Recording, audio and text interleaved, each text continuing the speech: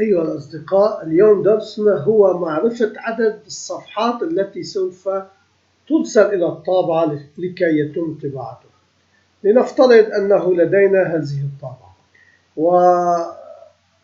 وهذا الملف. هذا الملف له الورقة الأولى والورقة الثانية والورقة الثالثة. الورقة الأولى إذا طلبنا المعاينة نلاحظ لها ورقتين. الورقة الثانية إذا طلبنا المعاينة نلاحظ لها 6 أوراق. الورقة 3 إذا طلبنا المعاينة لها 3 أوراق.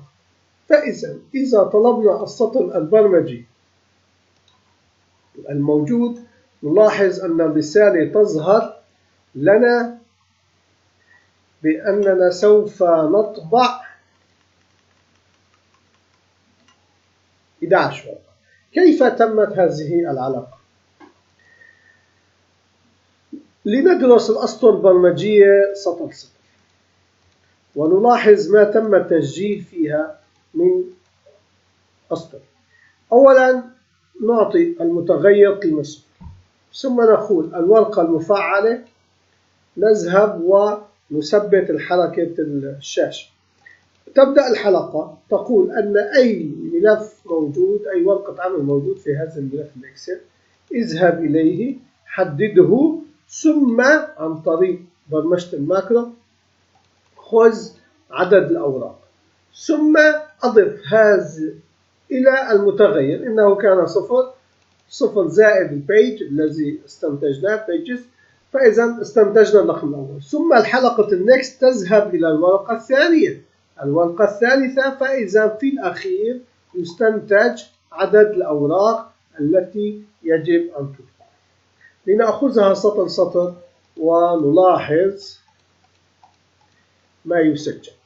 نلاحظ أن هنا لا يؤخذ أي رقم. الآن استنتجنا أن الورقة الأولى أخذت 2، الورقة الثانية أخذت 6، والناتج أصبح 8.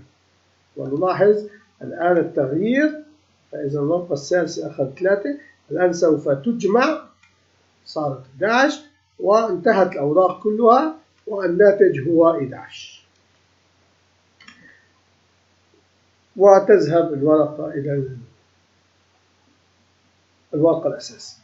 فإذا هذه الأسطر البرمجية أرجو أن تكون قد استفدتم منها، مفيدة، لأننا يجب أن نعرف ما هي عدد الأوراق التي سوف تطبع في برنامجنا وفي الأسطر البرمجية التي تم تنفيذها.